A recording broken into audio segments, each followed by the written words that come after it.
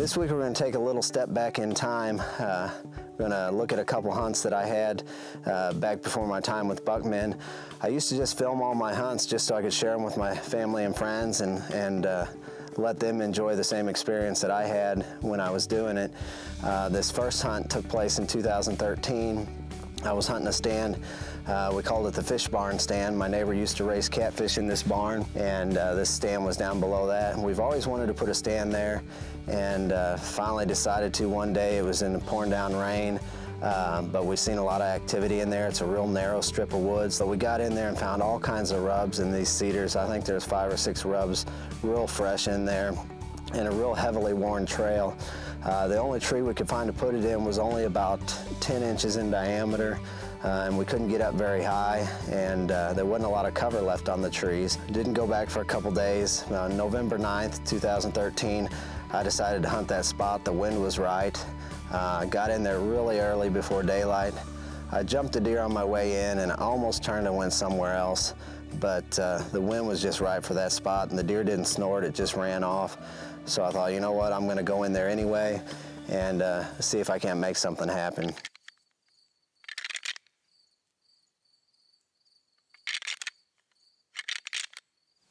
Shortly after it got daylight, I did a little rattling with the pack rack. This little one-horn spike come in and would not leave. He just wandered around there forever. I just thought sure he was gonna get downwind of me and bust me and pretty much ruin my morning, but he didn't. He worked his way through and moved on. As soon as he got out of sight, I waited about 15, 20 more minutes, and I did a little more soft rattling. All of a sudden I heard footsteps and this buck's coming in. I had 2 openings here to shoot at, and I had the camera on one, and the deer came into the other one. I wasn't thinking. I grunted at him with my mouth. He stopped, and you can just barely see him off in the frame. Fortunately for me, he continued on.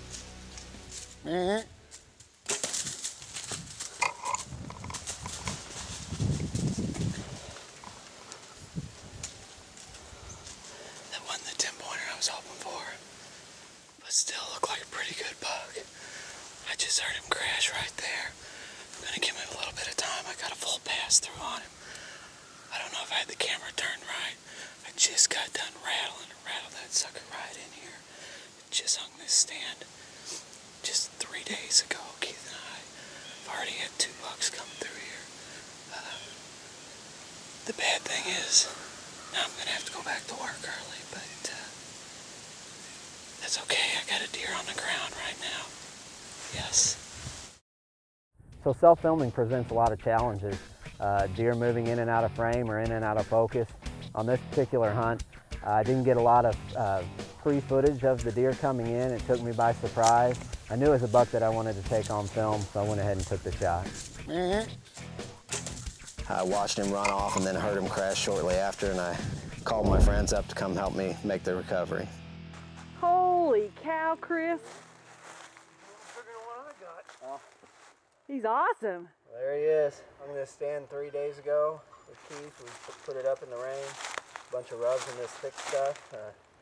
Came in here with fairly low expectations, but did some rattling early. Called in a little one-horn spike and waited about a half an hour. Did some more rattling and grunting, and this guy came in and right through the shooting lane. Hit him right behind the shoulder, and here he lay. So we're gonna get him tagged up, field dressed, and in the cooler. All right. On this particular hunt, it was September 18th, 2015. It was one of the first times I got to go out. It was after work. I got my stuff together. I basically walked from my house back through the woods and went to a stand I called the no trespass stand. I'm sweating to death. It's really humid. There's a storm moving in. It's clouding up real bad. I was slipping in from my house here, and I've got a persimmon grove that I planted several years ago. Some of them are starting to get pretty tall, but there's a lot of brush growing up around there. And I heard something crashing in the brush and looked up and seen a giant buck busting out of there. He ran across this field that I'm just inside of. And when I got to my stand, it looked like he ran off again from these cedar trees. But hopefully he's not too spooked, because we go in and out here all the time. Wasn't there very long, and a gobbler worked its way out into the field and started feeding across that food plot. Shortly after that, I could hear more turkeys coming off to my left. They started working into the food plot, and right away they saw something they didn't like. I didn't move a muscle, but they started putting and working their way back down into the woods. All the while, one of them continued to yelp down in there. I thought they had all left. When I looked over to my right, I could see one of those, the original gobbler, was still out there. Eventually those others headed off to roost. One of them came back with the other turkey as if to try and coax it to come back with them, and ended up leaving on its own, never did offer me a shot. When I finally heard the turkeys fly up to roost, I looked out and that gobbler was still out there.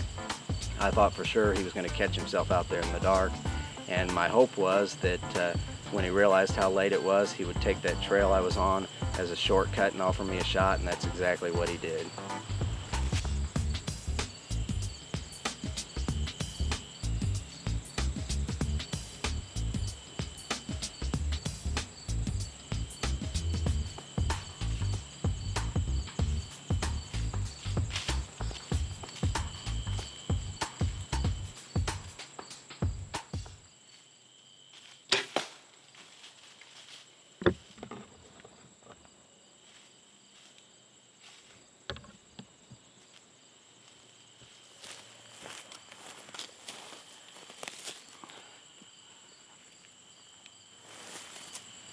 Well, here he is. Probably this year's Jake. He's got really white feet and about half-inch, three-quarter-inch spurs. This one's starting getting close to dark. He waited around too long in the field, and I think he was going to take this road as a shortcut. And I drew on him while he was walking down the road. I just dropped him right in his tracks. So this is really nice for me. I didn't get a gobbler this spring, and so now I got one with a bow, and this is my third evening hunt and only my fourth time out. So plenty of turkeys for fall turkey season. Wish I could have seen that buck again that I jumped on the way in, but nonetheless, I'm gonna go ahead and get my tag notched and get him home and get him cleaned up.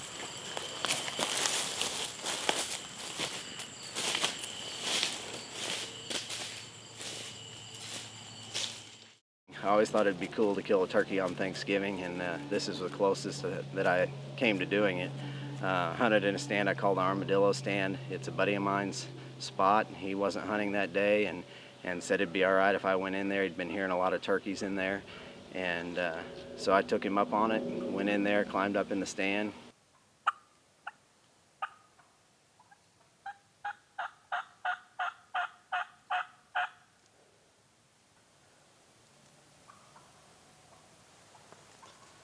Heard turkeys right at first light.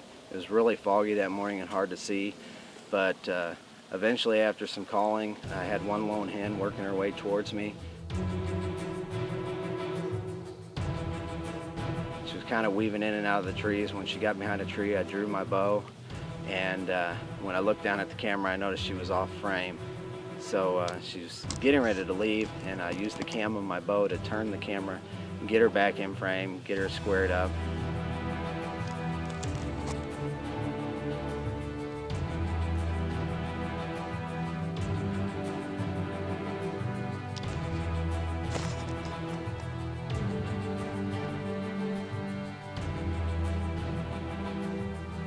And just before she left, I released the arrow.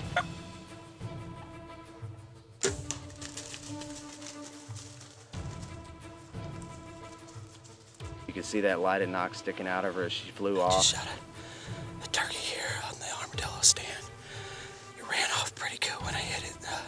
You can see that luminox still in it. I'm gonna grab my quiver, get down there and see if I can go find her.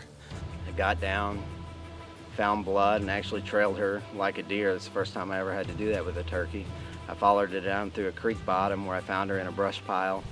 Here it is, day before Thanksgiving. Got my Thanksgiving turkey. Heard turkeys this morning, so I did some calling. This one broke away. Came in and couldn't get a clear shot. It's really brushy in there. And finally came out from behind a tree, put an arrow in it, kind of half flew, half run. This is a young bird, it'd be good eating. Looks like there's plenty more for seed for this spring, so I'm gonna get this thing tagged and get out of here and go take some pictures.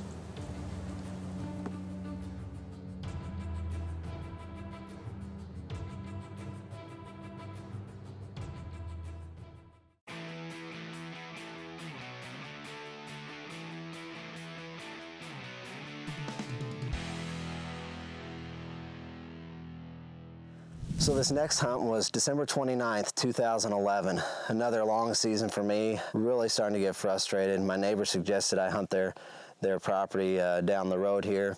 And I thought, you know, why not? I haven't seen anything anywhere else. A change of scenery is always nice. Well, we're headed over here to a different piece of property. Haven't hunted this all year. Last year I took a doe off of it. It's kind of a river bottom ground with some CRP trees on it. There's been a good 8-pointer spotted here, once during rifle season and once early bow season. There's some scrapes that have showed back up here. It's December 29th, but apparently there's one set of tracks, and that set of track led to every one of them scrapes, so I'm hoping it's that 8-pointer. We'll get down here, find the tree stand, get set up in it, and see what happens. Who knows? Maybe tonight will be the night. I haven't seen anything yet, but it's starting to get about that time, so listen to these owls.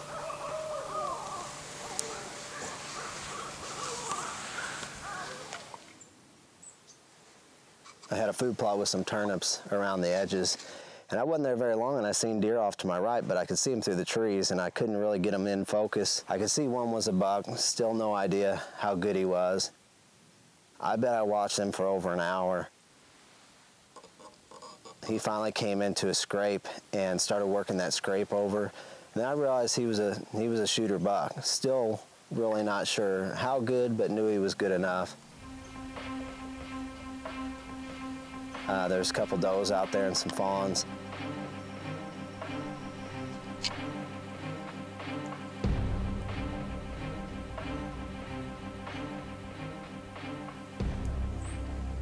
So as the buck starts getting closer to me, he throws his head up in the air and he's checking the wind, and I just knew I was going to get busted.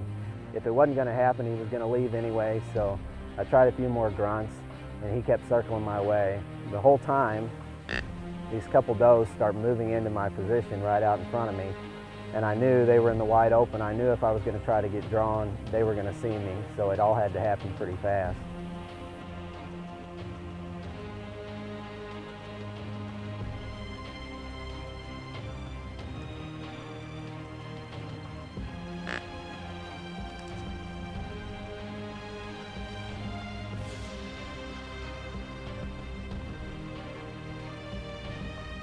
As he cuts across in front of me, where he's directly downwind, he stopped for a second. I drew. The doe looked right up at me. I released the arrow before she had a chance to blow.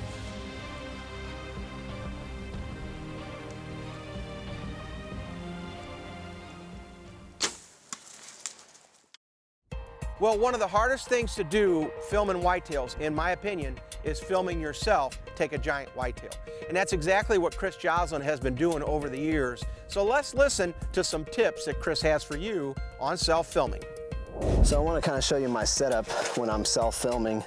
I've really advanced over the years, and I'll show you here in a minute what I used to do and what I did on that hunt there in 2011. I always put the camera on to my right. I'm right-handed. I've always got a bow hanger in the tree with my bow out here in front of me, and then my camera mounted here to where I can maneuver that around and follow the deer as they're coming. You never zoom in too far or too close. If they move out of frame after you get to full draw, it's a little tricky to move that with your bow. I have had to do it a few times, but when that deer gets where he's going, my release is on here, I'm able to draw my bow and get off that shot and then immediately follow that deer as he's moving away. So it's something that works for me. I haven't got every kill on video, but I've sure caught a lot of them this way. So this is my old setup, and this is what I still had to use on that drop tine. It's basically just a screw-in bow hunter with 3 sections. And then this little camera mount on here. I also have a camera arm that will actually screw into this. I have threads in there with a bolt where I can turn that. But I can turn this camera on just the same. Same thing, I can move it around. It's just not as smooth. It works in a pinch. Obviously, if you've got a stand that's in a really great spot, but the camera arm won't fit. This is always a good backup, and I always have that with me. But the new style with a very zoom controller is really hard to beat. You can do everything one-handed and make sure you catch that shot of a lifetime. He knew something wasn't right. He kept throwing his head up in the air and trying to smell something out of place. But I think against his better judgment, he kept on coming, and when he stepped out of that last row of trees and crossed over in front of me, I'd ranged him at 42 yards, and I let that arrow fly.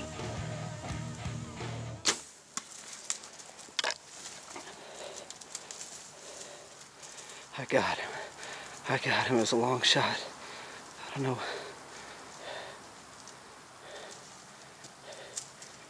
He's going down. He's going down.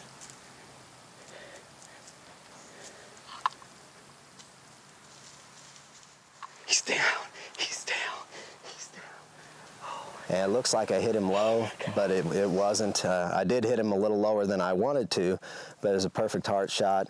That arrow went right through the heart, and I watched him pile up. I waited and waited for him. Oh my God. He's down right there. A big 8-pointer, the one we were after. I thought he was gonna leave. I grunted a few times. He came back in. Yes. Yes. And when I walk up on this deer, I'd never been more excited in my life. I couldn't believe how big this buck was. Oh my God. Oh my God, that sucker is huge. Holy cow. Holy cow. That is a buck of a lifetime right there. Giant late season buck. December 29th.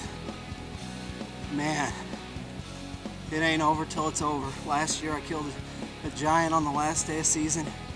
Here we are coming up on the end of December. Look at that thing. I had to watch him forever. I just knew he wasn't gonna come in. And sure enough, he did.